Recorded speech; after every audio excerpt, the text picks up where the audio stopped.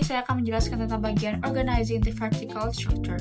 Jadi yang pertama adalah work specialization atau spesialisasi kerja, yang berarti adalah pembagian pekerjaan menjadi tugas-tugas kecil supaya setiap orang itu fokus pada bidang tertentu sesuai dengan keahliannya.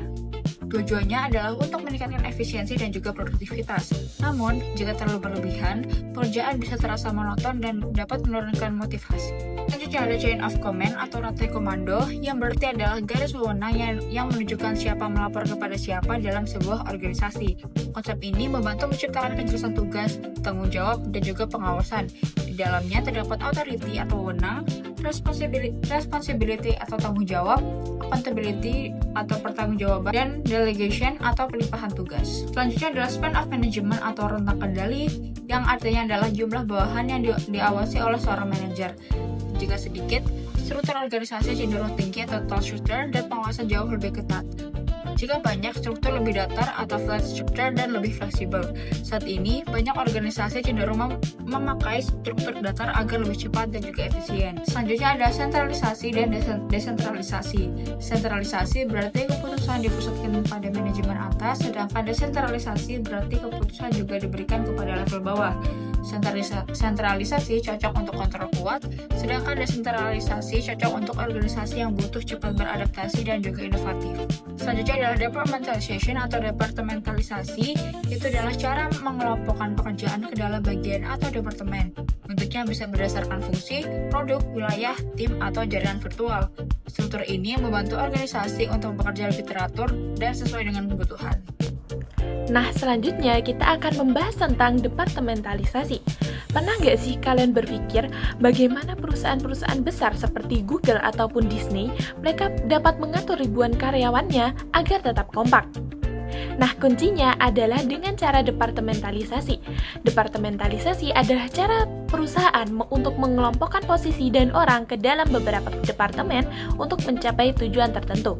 Nah, mari kita bedah 5 pendekatan utamanya. Untuk yang pertama yaitu pendekatan fungsional. Di sini, orang dikelompokkan berdasarkan dengan keahlian yang sama, seperti departemen HR, akuntansi, dan juga manufaktur. Nah, kelebihan dari pendekatan ini yaitu efisiensi tinggi karena semua ahli terkumpul dalam satu tempat. Namun, pendekatan ini juga memiliki kekurangan yaitu komunikasi antar departemen seringkali terhambat. Untuk pendekatan yang kedua yaitu pendekatan divisional. Pendekatan ini adalah jika perusahaan memiliki banyak produk ataupun wilayah, maka karyawan mereka akan dibagi berdasarkan unit bisnis sendiri. Contohnya seperti divisi elektronik punya tim HR dan juga tim keuangan sendiri.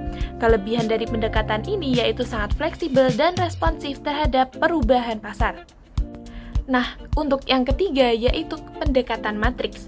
Pendekatan ini adalah yang sangat paling unik dikarenakan karyawan akan memiliki 2 bos atau 2 pimpinan. Mereka melapor ke manajer fungsional seperti bos keuangan dan juga manajer produk sekaligus. Kelebihan dari pendekatan ini yaitu koordinasi antar fungsi departemen itu sangatlah kuat. Namun juga memiliki tantangan yaitu bisa membingungkan dikarenakan adanya rantai komando ganda. Untuk pendekatan yang keempat yaitu pendekatan tim. Nah, yang dimana di era modern ini perusahaan itu banyak sekali menggunakan cross-functional teams. Karyawan dari berbagai departemen akan berkumpul untuk menyelesaikan proyek tertentu secara cepat. Nah, hal ini membuat organisasi dapat menjadi lebih lincah dan juga tidak kaku. Untuk pendekatan yang terakhir yaitu jaringan virtual. Perusahaan hanya menjadi pusat kendali saja dan menyerahkan fungsi lain seperti manufaktur atau desain ke perusahaan mitra yang berada di luar. Nah, hal ini sangat menghemat biaya dan juga efisiensi untuk di era sekarang yaitu era digital. Jadi, tidak ada struktur yang sempurna. Pilihan tergantung pada kebutuhan perusahaan, apakah mengejar efisiensi fungsional, fleksibilitas divisi, ataupun kecepatan tim. Nah, sehingga perusahaan dapat memilih mana struktur yang paling tepat untuk perusahaan mereka. Oke, materi yang selanjutnya ada Organizing for Horizontal Coordination. Dalam organisasi, koordinasi sangat penting agar setiap bagian dapat bekerja sama untuk mencapai tujuan yang sama. Tidak hanya koordinasi secara vertikal antar atasan dan bawahan, tetapi juga diperlukan koordinasi secara horizontal, yaitu kerjasama antar departemen atau unit yang berada pada tingkat yang sama. Horizontal coordination adalah proses menghubungkan dan menyelaraskan aktivitas antar bagian dalam organisasi agar pekerjaan dapat berjalan secara efektif dan efisien. Semakin besar dan kompleks suatu organisasi, maka kebutuhan akan koordinasi horizontal juga semakin tinggi. Hal ini karena setiap departemen memiliki tugas dan tujuan masing-masing yang harus diselaraskan agar tidak terjadi konflik atau kesalahpahaman. Nah, ada beberapa cara yang dapat digunakan organisasi untuk meningkatkan koordinasi horizontal. Yang pertama adalah melalui penggunaan sistem informasi. Dengan adanya sistem informasi yang baik, setiap bagian dalam organisasi dapat saling berbagi data dan informasi secara cepat dan akurat. Nah, yang kedua adalah melalui kontak langsung antar karyawan atau manajer. Komunikasi langsung dapat membantu menyelesaikan masalah dengan lebih cepat dibandingkan melalui jalur formal yang panjang. Nah, yang ketiga ada task force atau tim lintas fungsi. Tim ini dibentuk dari berbagai departemen untuk bekerja sama dalam menyelesaikan suatu proyek atau masalah tertentu. Selanjutnya yang keempat adalah full-time integrators, yaitu individu atau posisi khusus yang bertugas mengoordinasikan kegiatan antar departemen tanpa memiliki wewenang langsung terhadap unit tersebut. Selain itu, organisasi juga dapat menggunakan team-based structure, yaitu struktur yang menekankan kerja tim lintas fungsi sebagai cara utama dalam menyelesaikan pekerjaan.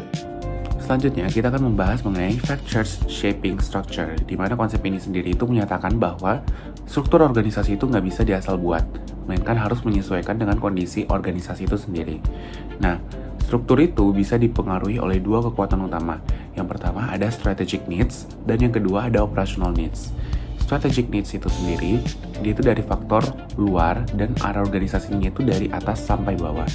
Nah, isinya itu biasanya lingkungannya itu antara stabil dan dinamis, lalu ada strategi perusahaan dan tujuan organisasi. Artinya, manajer itu harus membuat struktur yang lebih cocok dengan tujuan dan kondisi lingkungan. Contohnya, seperti kalau perusahaan yang lebih fokus efisiensi atau cost leadership, dia itu harus membuat strukturnya lebih kaku atau mekanistik. Lalu kalau misalnya perusahaan fokusnya itu inovasi atau differentiation, dia itu harus memiliki struktur yang lebih fleksibel atau organik. Nah, mekanik sama organik itu apa sih bedanya? Mekanik sama organik bedanya ada di ciri-ciri, di mana kondisi mechanistic structure itu memiliki hierarki yang lebih jelas, yaitu dari atas hingga bawah, lalu dia lebih terpusat atau centralized, lalu lebih banyak aturan dan spesialisasi yang lebih tinggi. Sedangkan organic structure, dia itu memiliki struktur yang lebih fleksibel dan dia itu menerapkan sistem desentralisasi, jadi tidak dipusatkan. Lalu komunikasi lebih horizontal atau tertata dan karyawan itu lebih bebas untuk mengambil keputusan. Nah, selanjutnya kita akan move ke materi operational needs, yaitu dimana faktornya itu dari dalam organisasi. Jadi dia itu strukturnya itu dari bawah ke atas. Isinya ada teknologi, proses kerja, cara produksi, barang dan jasa. Nah, strukturnya itu harus menyesuaikan cara kerja real di lapangan.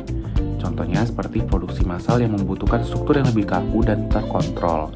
Lalu, kalau misalnya produksinya itu custom atau jasa, itu membutuhkan struktur yang lebih fleksibel dan adaptif. Selanjutnya, saya akan membahas mengenai study case dari materi bab ini, yaitu presentasi ini akan membahas penerapan konsep desain struktur organisasi melalui studi kasus PT Sinar Sosro, perusahaan minuman teh dalam kemasan asal Indonesia yang berdiri pada 17 Juli 1974 di Bekasi, didirikan oleh Sugiharto Sosrojoyo.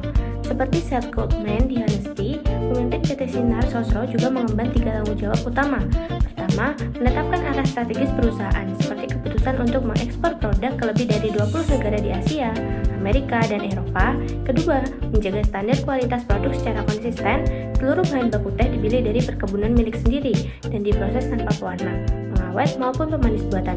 Yang ketiga, mengelola hubungan dengan mitra distribusi, mencakup koordinasi lebih dari 150 kantor cabang penjualan yang tersebar di seluruh Nusantara. Yang kedua adalah pengaruh pendiri terhadap delegasi dan departementalisasi. Seperti Seth Goldman juga, keluarga Sosrojoyo sebagai pendiri awalnya mengelola seluruh operasional secara langsung. Hal ini adalah tantangan umum bagi pendiri perusahaan. Mereka cenderung sulit mendelegasikan karena memiliki keterikatan mendalam terhadap produk dan nilai-nilai yang mereka bangun sendiri. Namun, Namun, seiring pertumbuhan perusahaan, PT Sinar Sosro menerapkan departementalisasi fungsional dengan struktur gabungan lini dan fungsional. Setiap departemen, mulai dari produksi, pemasaran, distribusi, hingga keuangan, dipimpin oleh kepala divisi yang memiliki wewenang penuh di bidang masing-masing. Ketika perusahaan akhirnya bernaung di bawah grup Rexel pada tahun 2004, proses pendelegasian ini sudah matang sehingga ekspansi ke berbagai lini produk seperti Fruity dan Tabs dapat berjalan tanpa harus bergantung sepenuhnya pada satu pengambilan keputusan. Woodward membagi teknologi produksi ke dalam 3 kategori, small batch, mass production, dan continuous process. Honesty termasuk kategori small batch karena memproduksi dalam jumlah terbatas dengan resep yang unik dan proses yang fleksibel. PT Sinar Sosro di sisi lain termasuk kategori mass production, memproduksi minuman teh dalam kemasan secara massal menggunakan mesin modern dari Jerman di 10 pabrik yang beroperasi secara paralel di seluruh Indonesia. Proses produksinya terstandarisasi ketat, mulai dari pemilihan pucuk daun teh, pencampuran bunga melati, hingga pengemasan akhir. Teknologi mass production ini membawa dampak langsung pada struktur organisasi. PT Sinar Sosro membutuhkan struktur yang lebih formal dan terpusat dengan prosedur operasional yang baku, pengawasan kualitas yang ketat di setiap lini, serta hierarki yang jelas antara manajemen pusat dan kepala pabrik di tiap wilayah. Dari sisi koordinasi horizontal, PT Sinar Sosro menerapkan beberapa mekanisme penting. Sistem informasi distribusi digunakan untuk menyelaraskan alur produk dari pabrik ke lebih dari 150 kantor cabang hingga ke tingkat agen, subagen, dan pengecer. Selain itu, terdapat peran penghubung antara divisi produksi dan divisi distribusi untuk memastikan ketersediaan produk sesuai permintaan pasar di setiap wilayah. Adapun faktor-faktor yang membentuk struktur PT Sinar Sosro meliputi 3 hal. Pertama, ukuran perusahaan yang besar mendorong tingkat formalisasi dan standarisasi yang tinggi. Kedua, strategi diversifikasi produk dari teh botol Sosro hingga Country Choice dan Prim A yang melahirkan departemen-departemen tersendiri per lini produk. Ketiga, lingkungan industri yang kompetitif mendorong perusahaan untuk mempertahankan efisiensi operasional melalui struktur yang terkoordinasi dengan baik. Kesimpulannya, PT Sinar Sosro menunjukkan bahwa struktur organisasi yang efektif tumbuh seiring dengan skala, teknologi, dan strategi perusahaan, selaras dengan apa yang dibahas dalam materi organizing pada mata kuliah ini. Demikian presentasi dari kelompok kami.